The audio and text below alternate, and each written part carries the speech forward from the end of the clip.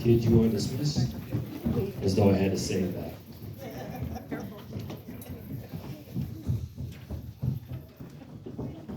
All right. Got the shakers back. All right. Well, good morning. We're going to start in actually two different sections of the Bible. So this is what I want you to do. Turn to Hebrews 7 and put your finger in it or a piece of paper, your bulletin, whatever. And then also turn to Genesis 14. So Hebrews 7 and Genesis 14.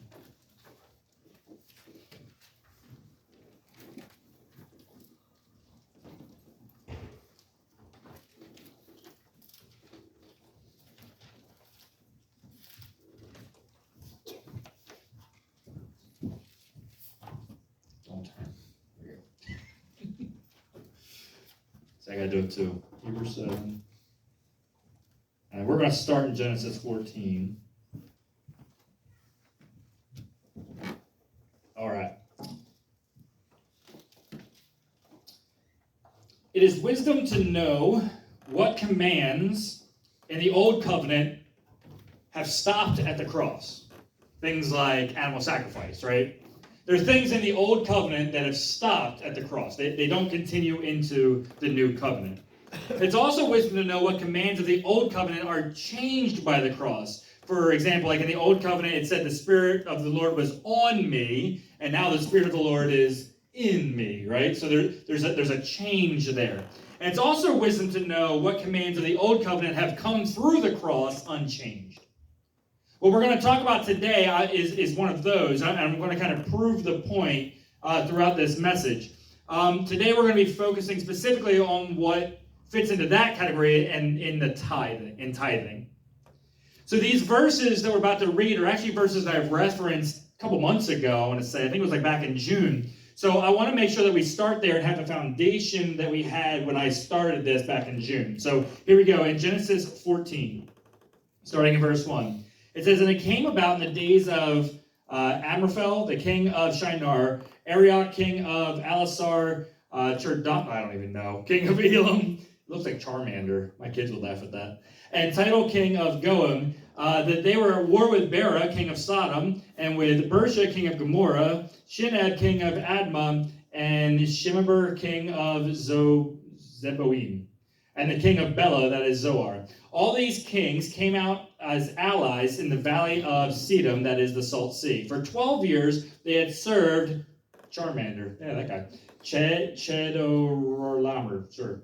But in the 13th year, they rebelled.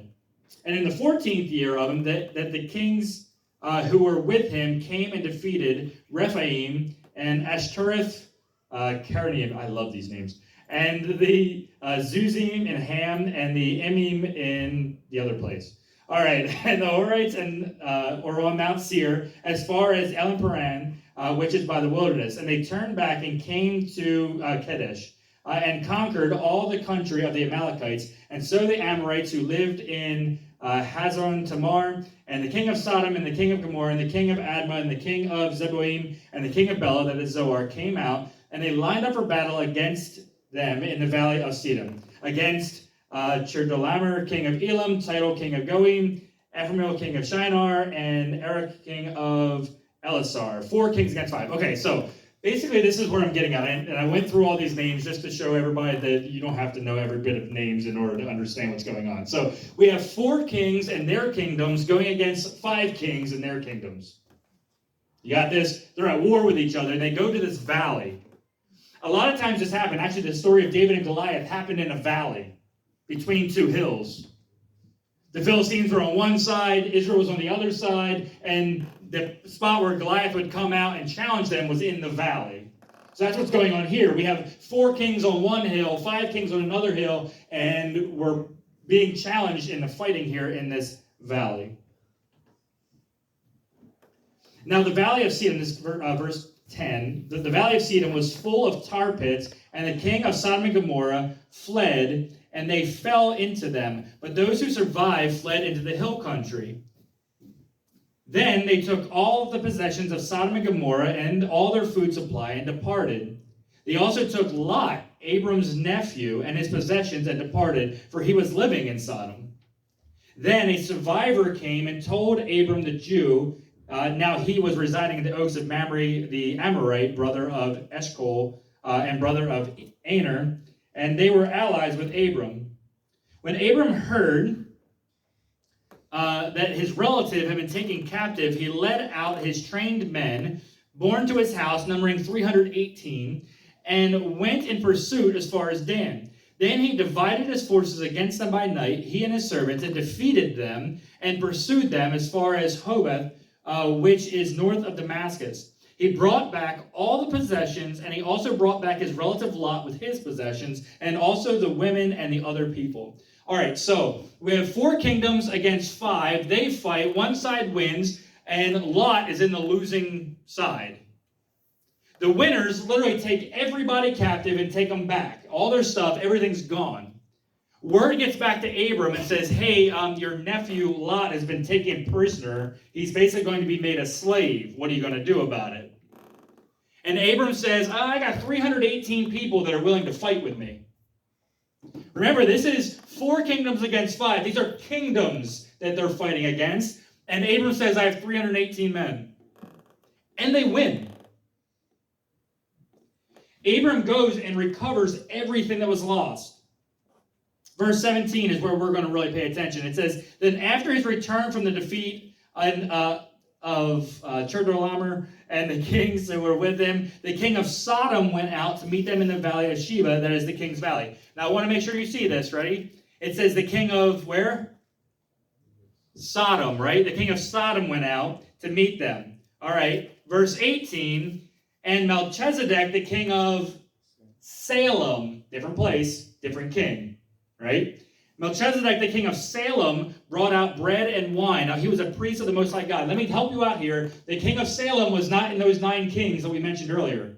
Totally different. He brought out bread and wine. Now he was a priest of the Most High God, and he blessed him and said, blessed be Abraham of God Most High, possessor of heaven and earth, and blessed be God Most High, who has handed over your enemies to you, and he gave him 1/10 of everything.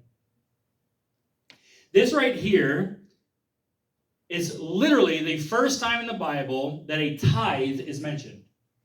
It is Abraham giving, or Abram at this point, he's not even Abraham yet, giving 1/10 of all the plunder to Melchizedek. We good with that? Okay, now I ask you to hold your spot in Hebrews, right? Go to Hebrews 7.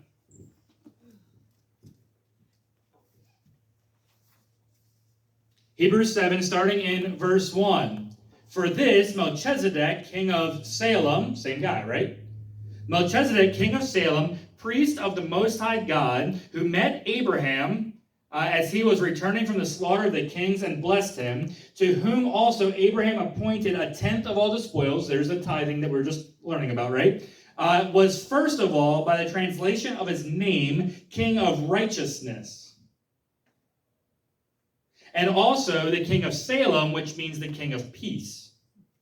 So Melchizedek, the actual name Melchizedek means king of righteousness. The king of Salem means the king of peace. Now, I think we've heard this name before. I think we heard it, the Prince of Peace. That may be not necessarily the king, but I mean, he is the King of Kings too, right? Verse 3 continues, without father, without mother, without genealogy, having neither beginning of days nor end of life, but made like the Son of God, he remains a priest perpetually. A priest forever, right? This right here, Hebrews 7, is showing you that Melchizedek is a pre-incarnate version of Jesus. He's a pre-incarnate Christ. He has no father, no mother, no beginning of days, no end of life. He's literally called the Prince of Righteousness, the King of Righteousness, the King of Peace. Right? Without genealogy. Being the priest forever. These are all things, these are all characteristics, these are all other things that the Bible calls Jesus. And it's showing that Melchizedek is a pre-incarnate Christ. Notice, though, that this concept of the tithe happened back with Abraham. Now, if you know the chronology here, Abraham is before Moses, which means that the concept of tithe happened before the law even came. Right? Moses hasn't gone up to Sinai to bring down the law yet. This tithing happened before the law.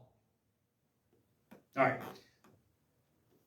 Abraham giving a tenth of everything to God was not because it was the lawful thing to do. It was because it was the right thing to do. Right? All right, let's look at Deuteronomy. Deuteronomy chapter 12. This is in the law. Verses 5 to 12. It says, "But you shall seek the Lord at the place which the Lord your God will choose from all your tribes, to establish his name there for his dwelling. And you shall come there. You shall bring there a burnt offering, your sacrifices, your tithes, your contribution of your hand, your vowed offerings, your voluntary offerings, and your firstborn of your herd and your flock. There you and your household shall eat before the Lord your God and rejoice in all your undertakings in which the Lord your God has blessed you. You shall not do at all what you are doing here today, everyone doing what was right in their own eyes. For you have not as yet come to the resting place and the inheritance which is the Lord your God is giving you. When you cross the Jordan and live in the land which the Lord your God is giving you as an inheritance, and he gives you rest from all your enemies around you so that you'll live in security, then it shall come about in that place in which the Lord your God will choose for his name to dwell, that you shall bring everything that I command you, your burnt offerings, your sacrifices, your tithes, your contributions of your hand, and all your choice vowed offerings, which you now vow to the Lord." All I'm trying to show you here is that in the law, tithing was considered a lawful thing to do. You see that? So first here, we talked about Abraham, or Abram at this point. Abram tithes to a pre-incarnate Christ. He gives to God a tenth of all the spoil. And that happened before the law. There was not something that was lawful. It was just the right thing to do. Now, in Deuteronomy, we hear that in the law, it is still lawful to tithe. It says, "Bring your tithes and offerings to the place the Lord your God will choose," right? That's important. It said to bring your tithe and offering to the place the Lord your God will choose. This means to bring your tithes and offerings to where God is. Now, God is omnipresent, right? We know that he's literally everywhere all the time. But this is saying to bring your tithe and offering to where you see God working. Let me say it again. This is saying to bring your tithe to where you see God working. Is he working at Benton AG? If that's true, then bring your tithe and offerings here. Is he working in some other location? If that's true, then bring your tithes and offerings there. Bring your tithes and offerings to where you see God working. To the place, it said just in that text, the place that the Lord your God will choose. Verse 5 is pretty clear. We need to bring the tithe to where he is. In modern church life, we say to bring your tithes and offerings to the local church. There's nothing wrong with this, obviously, unless the local church is void of the presence of God.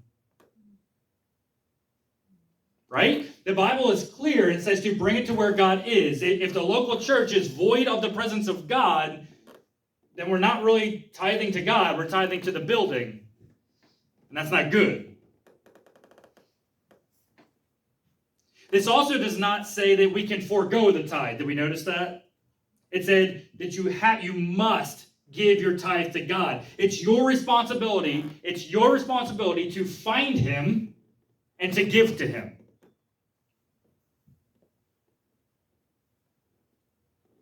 What I'm about to say next is something that you will probably never hear a pastor say in your entire life. If you see God working here at Benton AG, then bring your tithes and offerings here and give them to God here. If you don't, stop giving here. We as a church can only survive for as long as we are pursuing his presence. If he isn't here, tithing should not come here. It shouldn't. He says to bring it to where he is. If he shows up here, then it's your obligation to bring it here. But if you don't see him here, then it's your responsibility to find him and to give there. If we stop pursuing him, then the whole thing falls apart.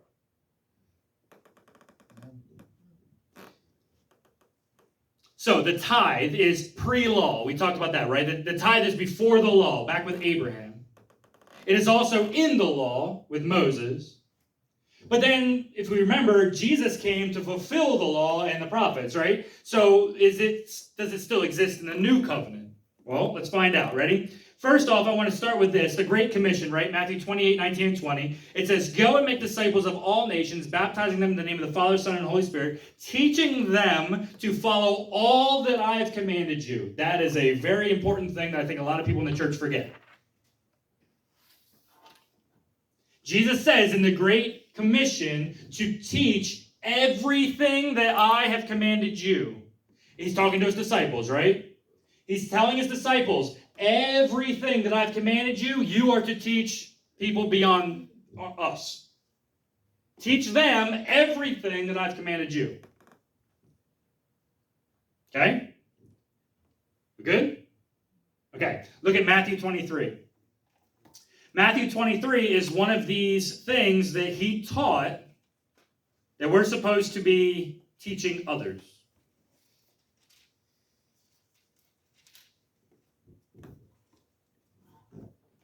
Matthew 23, starting in verse 13.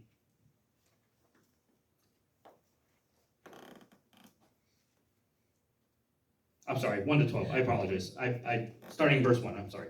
All right, Matthew 23, verse 1. Then Jesus spoke to the crowds and to his disciples, saying, the scribes and the Pharisees have seated themselves in the chair of Moses. Therefore, whatever they tell you, do and comply with it all. But do not do as they do, for they say things and do not do them. Interesting, right? Don't do what they do because they say things but then don't follow through. And they tie up heavy burdens and lay them on other people's shoulders, but they themselves are unwilling to move them with so much as their finger. And they do all their deeds to be noticed by other people, for they broaden their I don't even know what that word is. Phylacteries? I've never heard that word before in my life. I even read this through and I don't remember seeing that. They broaden their phylacteries and lengthen their it's the box. And lengthen their tassels of their garments. All right, I know what it is.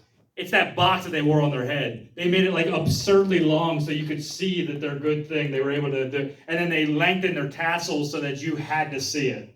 Right? Verse 6. And they love the place of honor at banquets, and the seat of honor at the synagogues, and personal greetings in the marketplaces, and being called rabbi by other people. But as for you, do not be called rabbi, for only one is your teacher, and you are all brothers and sisters, and do not call anyone on earth your father, for only one is your Father, he who is in heaven. And do not be called leaders, for only one is your leader, that is Christ. But the greatest of you shall be your servant. Whoever exalts himself shall be humbled, and whoever humbles himself shall be exalted. Okay, did you hear it? Jesus is warning the Pharisees that they're focused on these little things, right?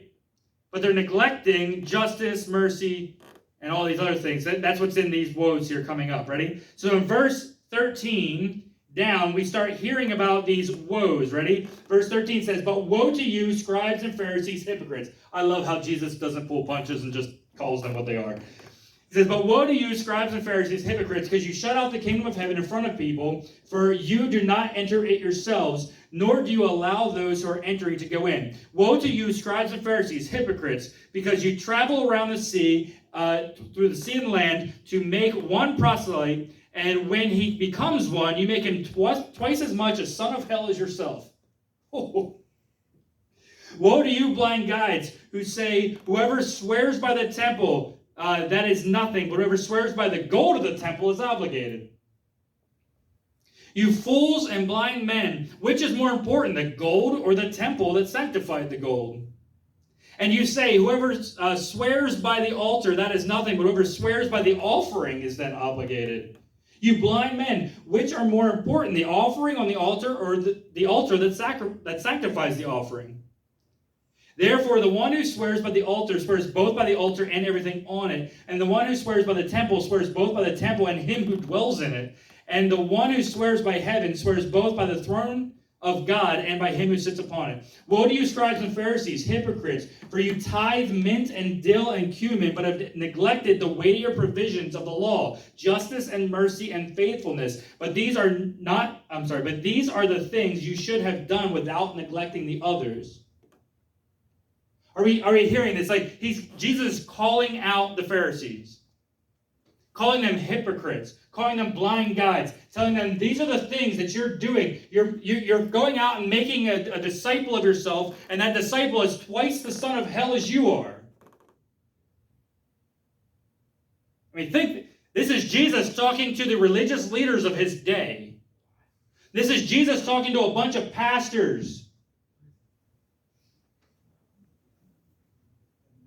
But did you get that last one right there in verse 23? It says, woe to you, scribes and Pharisees, hypocrites, for you tithe mint and dill and cumin, but have neglected the weightier provisions of the law, justice and mercy and faithfulness. And these are things that you should have done without neglecting the others.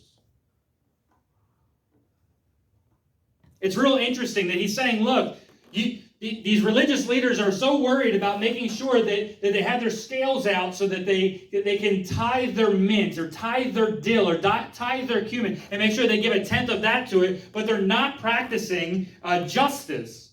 They're not practicing mercy. They're not practicing faithfulness.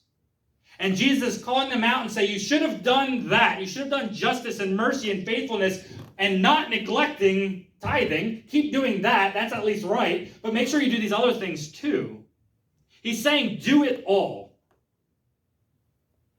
Jesus taught them to give their tithe and to be just. Give their tithe and to be merciful and to be faithful. You have to do both. And if Jesus taught that, and that's what he's teaching the Pharisees here to do that, then the Great Commission says that we should be teaching others to do it too. We're literally being taught here by Jesus to make sure that we're practicing justice and mercy and faithfulness and to tithe all these little things too. Matthew 22:21 says this. It says, pay to Caesar the things that are Caesar's and to God the things that are God's. Admittedly, this may not be about tithing necessarily, but it does seem to indicate that there's a financial responsibility that we have toward God. Give to Caesar what belongs to him, but make sure that you give to God what belongs to him.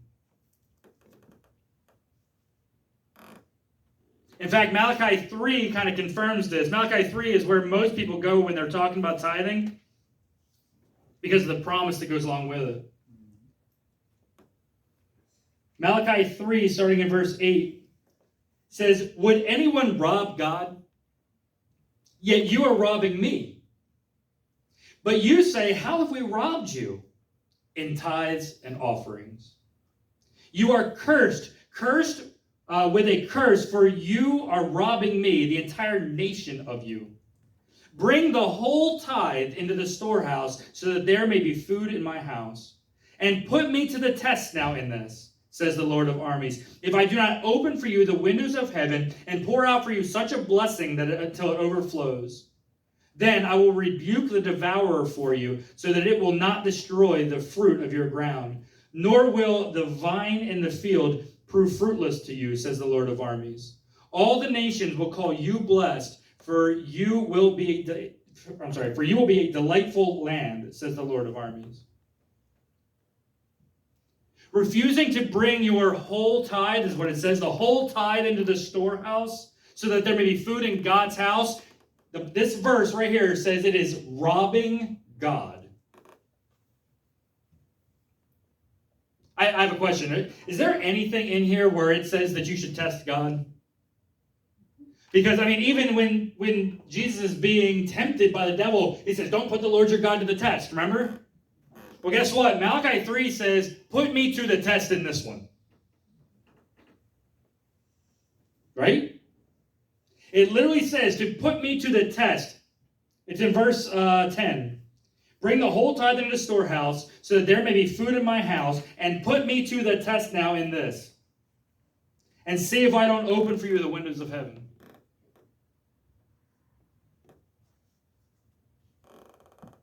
These verses also tell us what he will do if we obey him in tithing. It says he will open the windows of heaven and pour out for us a blessing, and pour it out until it overflows. It also promises that he's going to rebuke the devourer, so that it will not destroy our things. He says that the nations will call us blessed, because we will be a delight in the land. All right, so let's do a quick recap here. Ready? Tithing is pre-law, Abraham. Tithing is in the law with Moses. Tithing is after the law where Jesus came. So it's literally something that was never intended to be something that we just did as our religious obligation. Remember that when Abraham gave the tithe the first time, it wasn't because it was lawful to do, it was because it was the right thing to do. Tithing is to go where God is moving. And it's our responsibility to find him and give to him. Not tithing isn't an option. In fact, not tithing, Malachi says, is robbing God. Instead, we need to give because giving allows God to open the windows of heaven and bless us beyond our ability to handle it.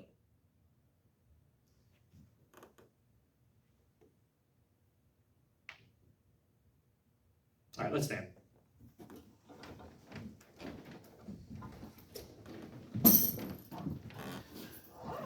I want to end with this. You can put it up on the thing. It's 2 Corinthians 9:11.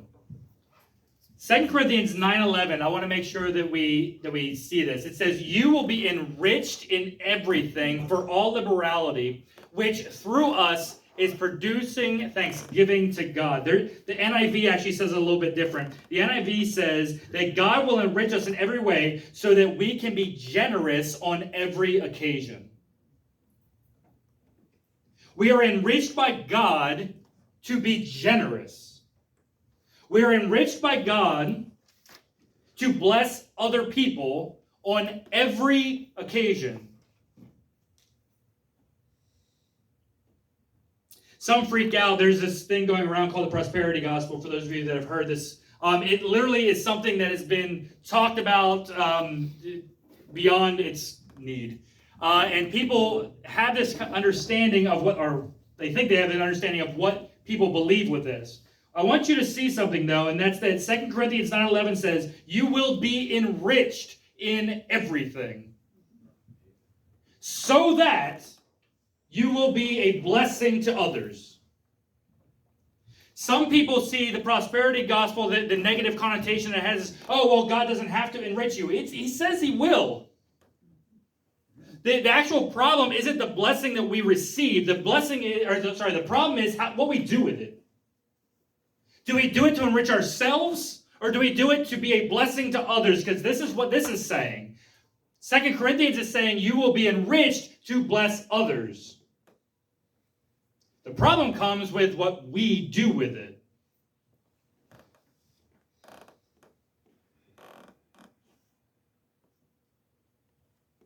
This idea of prosperity gospel has been so maligned that it's hard to overcome that stigma that's been placed on it. However, the Bible does promise that we are going to be enriched in everything. But again, if that enrichment stops with us, then it's misused. The enrichment must come so that we bless others.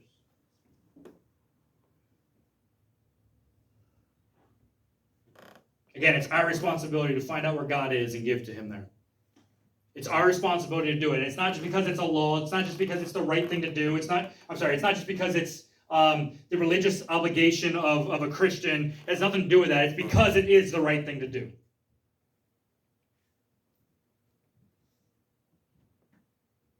All right, let's pray.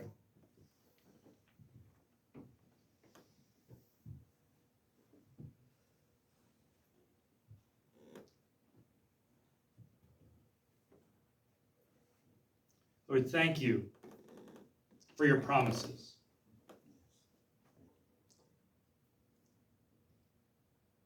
Thank you for what you have promised to us. Thank you that it is something that we can do to prosper you as much as we can. Not that you need it, but that we are able to give to you, that we're able to do something and to co-labor with you, that we're working with you to try to win this town for you, to win this nation for you. Lord, we know that our money means nothing to you. It's just a reason for you to say, because they gave to me, I can now bless them. I can now open the windows of heaven and pour out such a blessing that these people can't even handle it. And that when that blessing comes, when it just pours out on us so much that we can't handle it, Lord, I pray that we are able to stay in the right frame of mind and not make that money our God.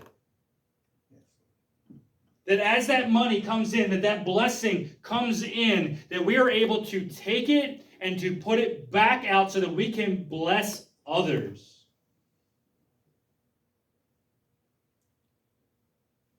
That this concept of prosperity is an actual biblical process that you have instituted, but we don't want to mess it up. Lord, help us to understand what it means to actually tithe. Show us what it actually does. Give us the courage to actually test you in this, as you challenged us to do. And to not make it some religious obligation, but that it's just because it's the right thing to do. To give you a part of what you have already given to us.